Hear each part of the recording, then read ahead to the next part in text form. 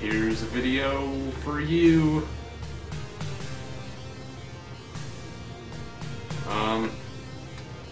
Maybe you were referred here by my Sega CD video where I got a game and a Sega CD and a Sega Genesis. And these are the games that came with the Sega Genesis and Sega CD. I'm gonna start with some MISC stuff, miscellaneous, in case you didn't know what MISC meant. Here's a book for Sonic the Hedgehog. First game is this cat. This cat. It's fun. Two-player. So it's kind of funny because, like, you know, the lady had Luna the Silver Star, but then, like, all the other Sega CD games she had were terrible. Here's Hook.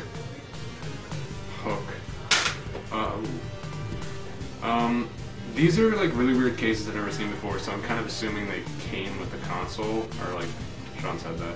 Here's I Don't Feel Like Pronouncing It. And it's like...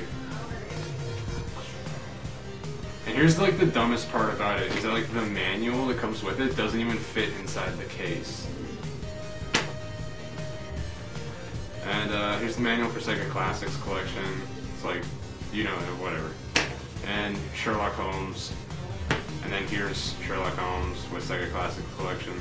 Could have just shown that all at once. The manual for Hook. Some gaming clues for Sherlock Holmes. What is this? Why am I even showing this? This is the most useless... Okay, Game Genie crap. This is weird too, because, like, you know how the lady threw out the case for the Sega CD games? She also threw out, like, here's Sonic and Knuckles, and she threw out the box that holds the cartridge in the manual, but not the slipcover. And here's the Game Genie.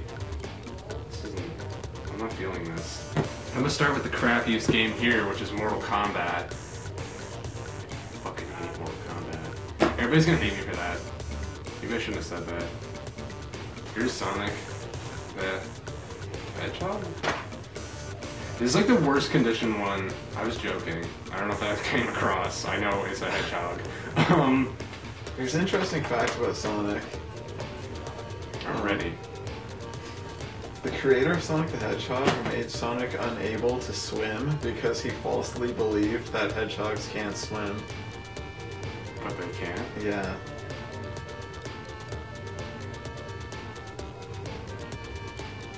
Here's my second copy of Sonic 3, which is in much better condition than mine.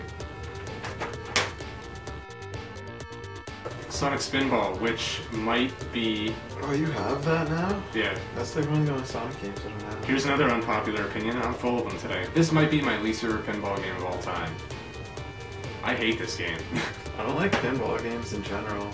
I've played some fun pinball games. I'd rather play pinball on NES than this game. You know what pinball game I actually don't mind is the one that comes stock on Windows XP. That's funny. I used to play that whenever the internet was down.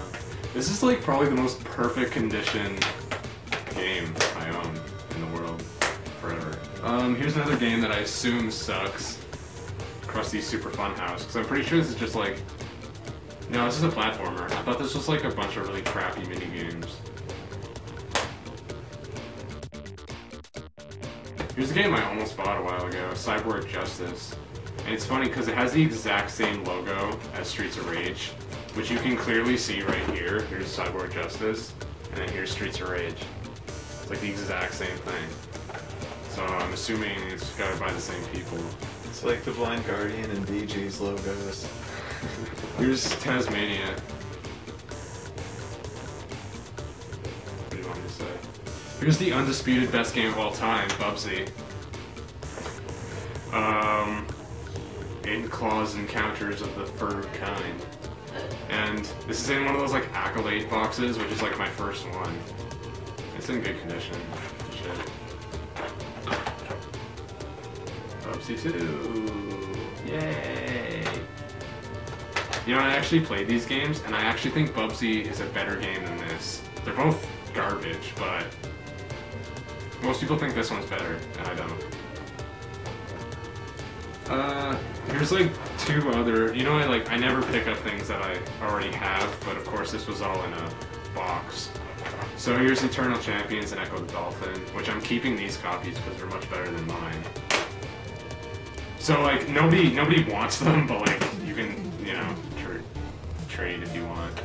No, everybody has them. We're almost into the best games. Here's Caesar's Palace. It's in a box.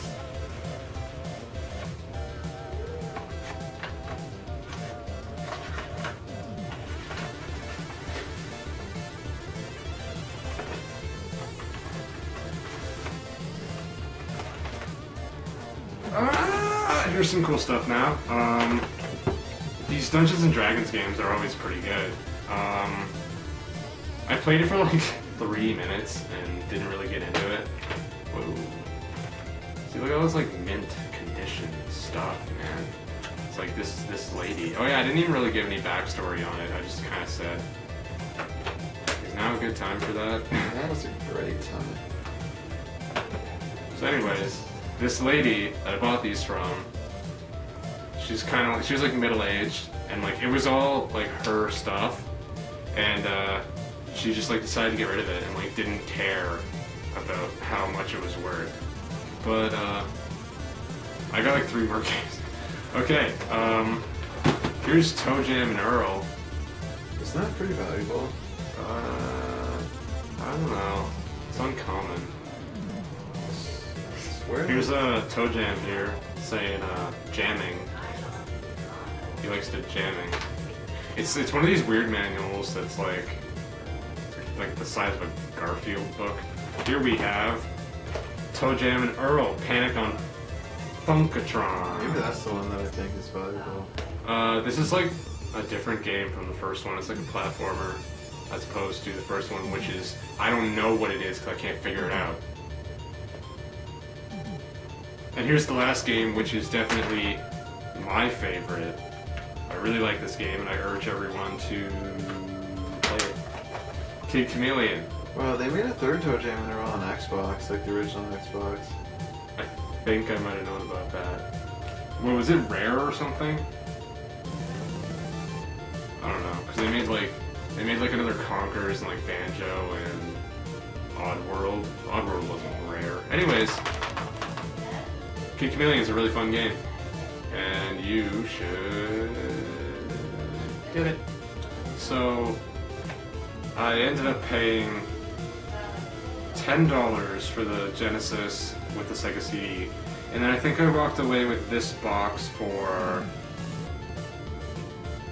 like another $10. All of that because every single one of these was listed at 50 cents a piece, which is crazy. And same with my Super Nintendo stuff that will be in the next video. So everything was 50 cents a piece, but then she even gave me a discount on that because I bought the whole box. So that's my Genesis stuff. You watched it, and you can't get those minutes back. So